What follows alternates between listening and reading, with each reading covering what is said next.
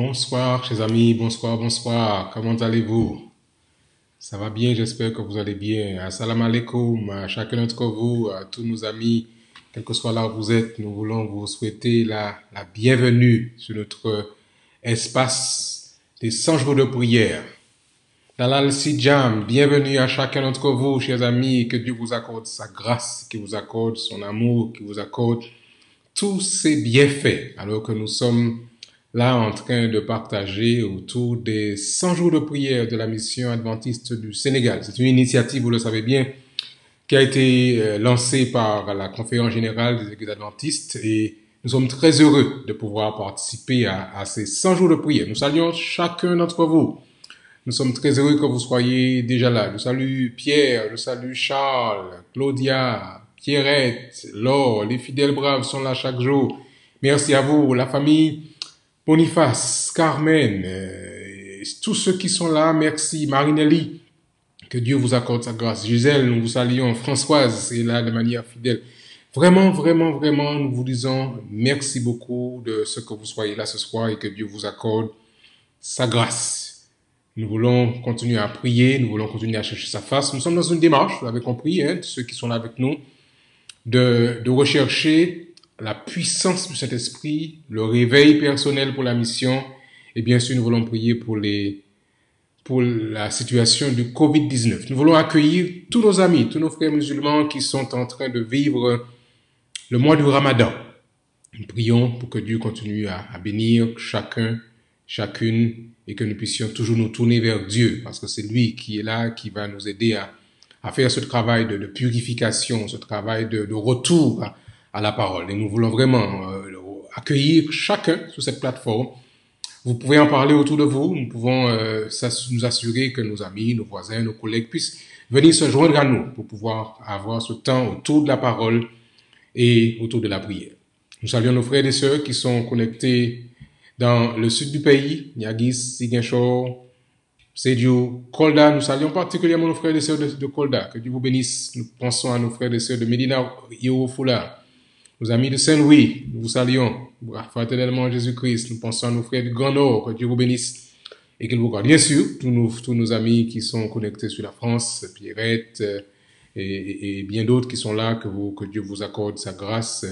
JM, que Dieu vous bénisse tous. Nous pensons à nos frères qui sont aux Antilles françaises, en Haïti, à Montréal, William et tous les autres. Merci de votre présence.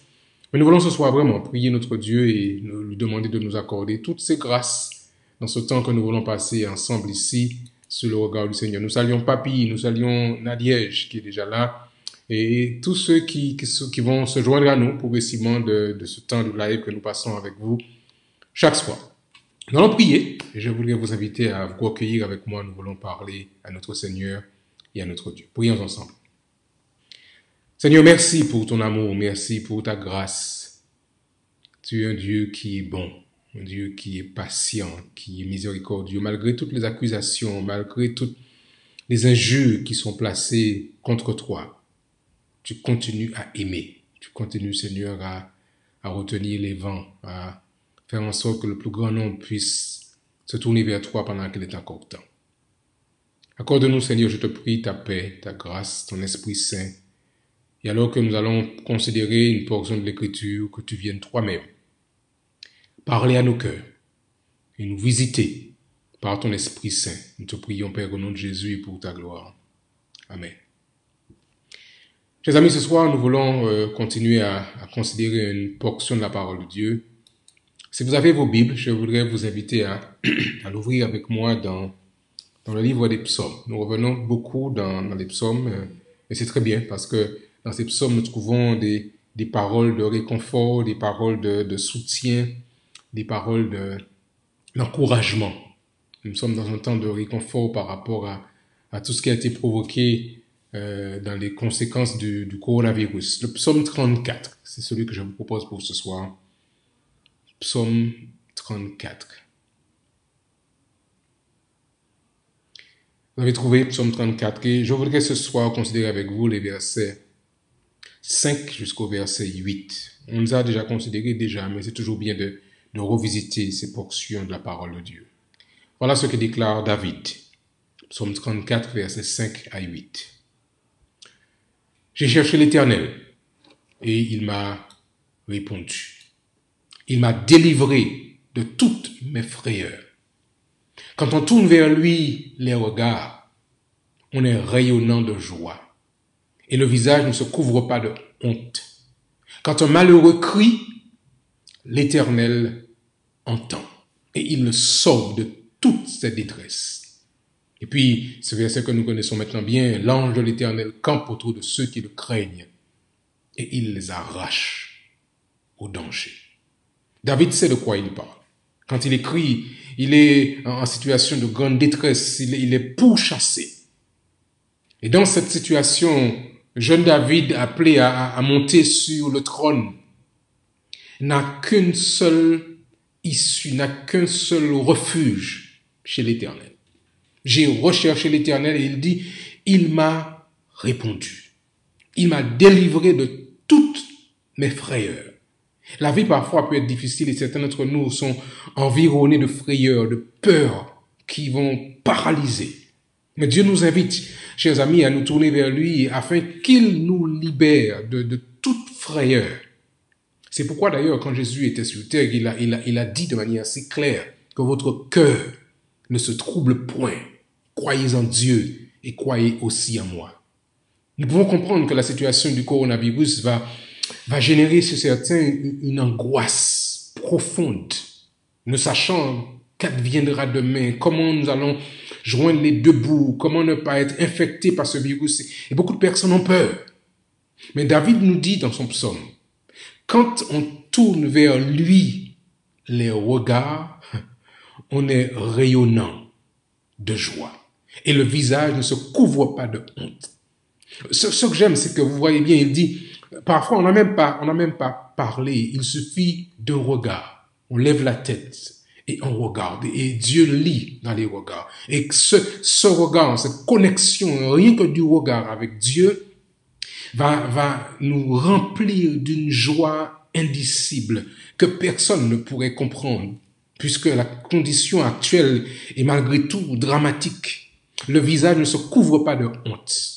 Et puis, David réaffirme, et ceci est important pour nous qui allons prier dans quelques instants, quand un malheureux crie, l'Éternel entend et il sauve de toute cette détresse. Mes chers amis, quelle que soit la détresse dans laquelle vous pourrez vous trouver aujourd'hui, je dis bien quelle que soit cette détresse, l'Éternel sauve aujourd'hui.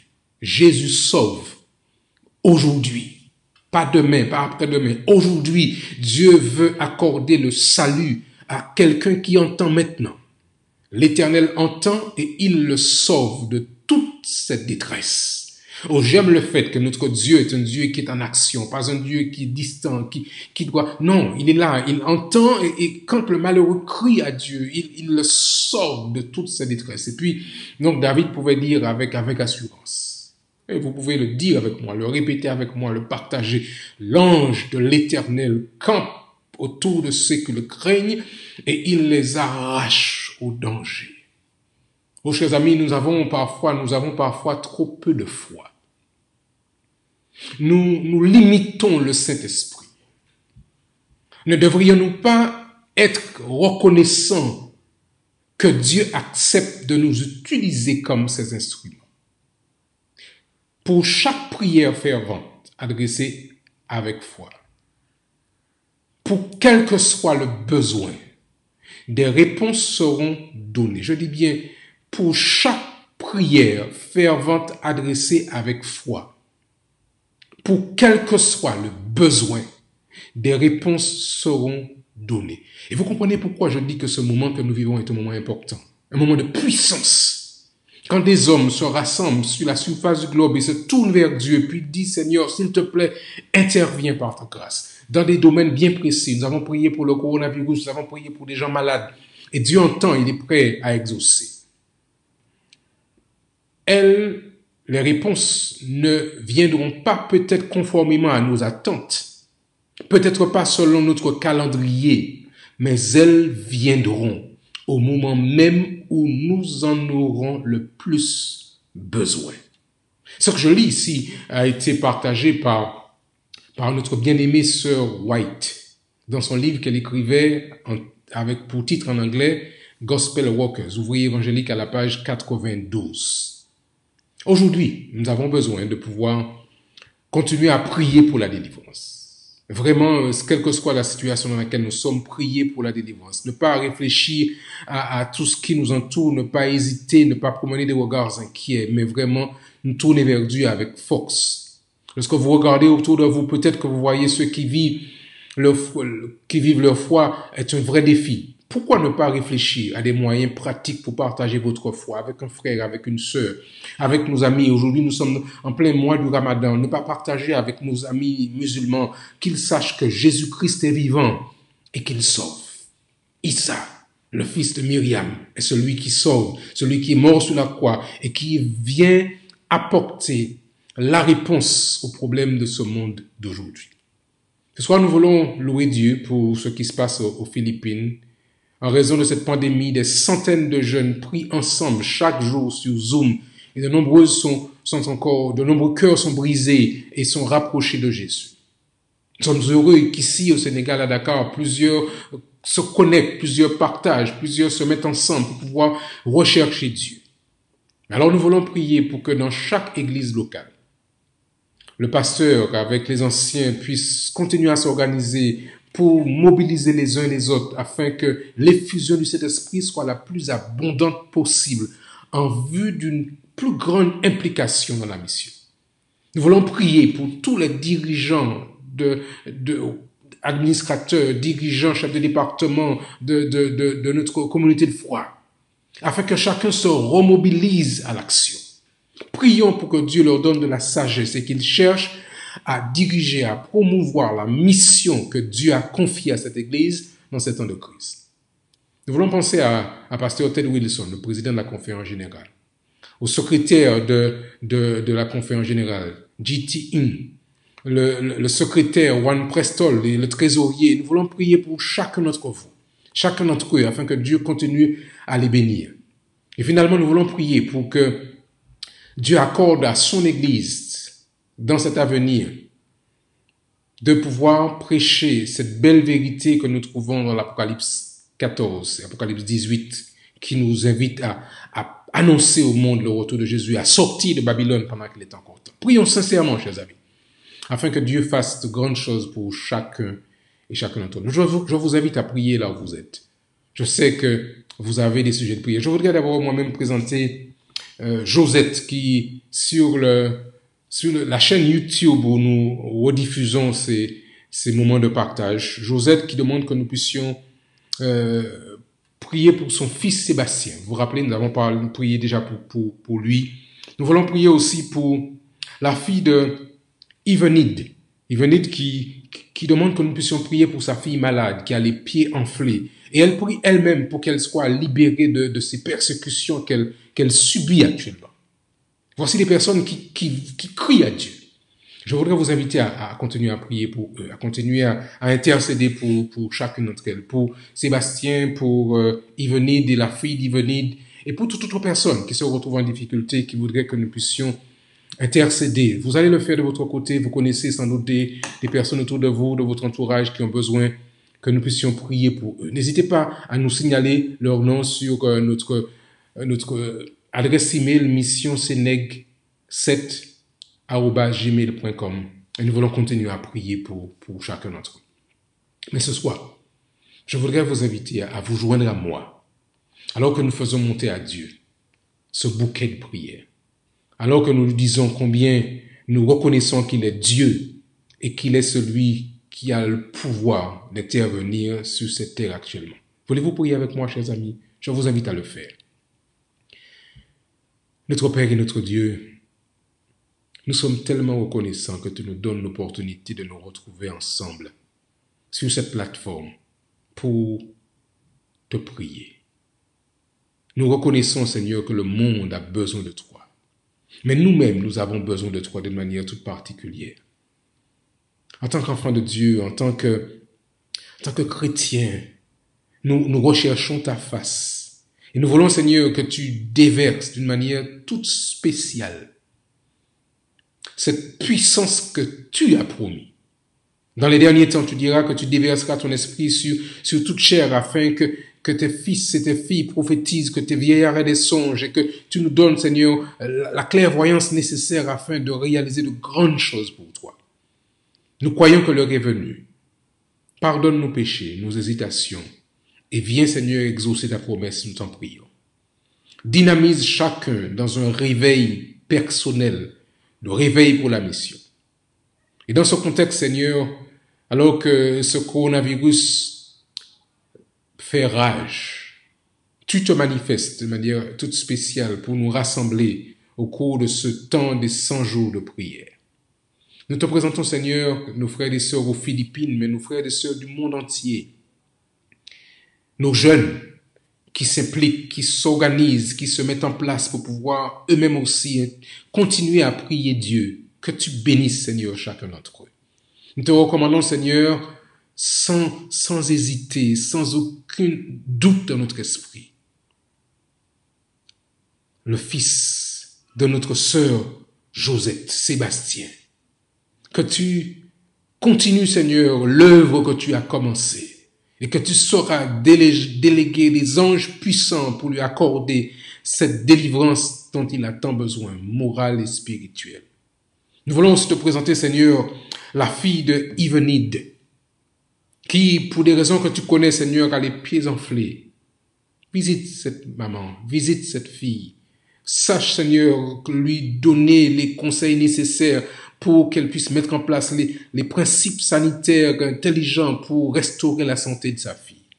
Mais toi qui es le grand médecin, visite et restaure.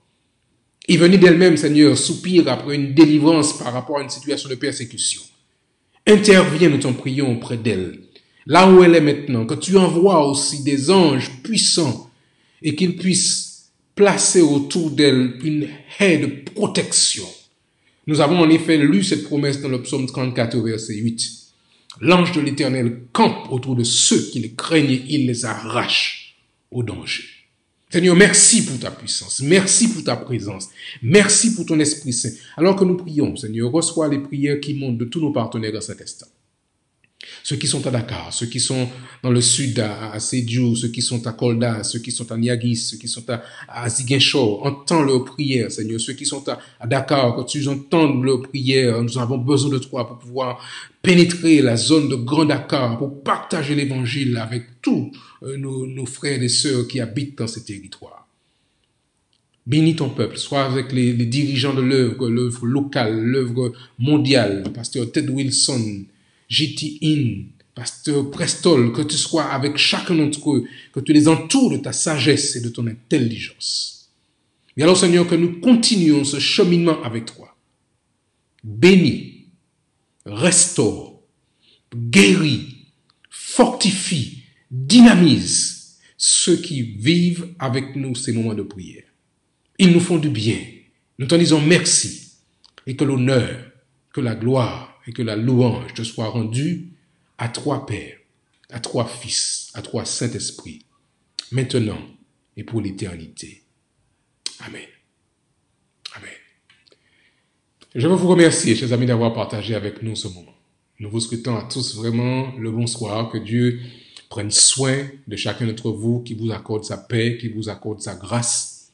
Demain soir, nous nous retrouvons ensemble. Demain soir, généralement, c'est la soirée de prière, mercredi. Vous pouvez inviter vos frères et sœurs, vos amis, vos collègues de travail à se joindre à nous. Bien sûr, ils peuvent regarder en rediffusion, soit sur la page Facebook de la mission Adventiste du Sénégal ou sur la chaîne YouTube de notre mission du Sénégal. Mais nous voulons déjà vous souhaiter à tous une très très bonne soirée. Que Dieu vous bénisse, qu'il vous garde. Bon courage en Jésus. Soyons remplis de joie et de bonheur parce que nous sommes en Jésus. Et à demain soir, Dieu voulant, à la même heure, 19h30, heure du Sénégal. Que Dieu vous bénisse et qu'il vous garde. Et nous vous disons à demain soir, Dieu voulant.